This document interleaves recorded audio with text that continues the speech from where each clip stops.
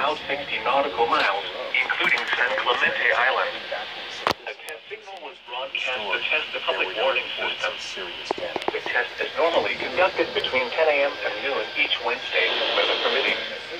The signal was also used to test the activation and emergency readiness of the Skylar network of radio operators. I stand before you to officially launch my campaign for a second term.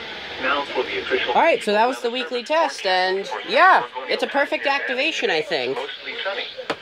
Highs 100 to Yep, 105. perfect activation. Areas of winds west 15 to 25 miles an Alright, hour. it's still, that looks yellow. Strange. I don't know what's up with this HH54DP2's light, but I will update my EAS log, and yeah, perfect activation. Miles an hour. Bye now.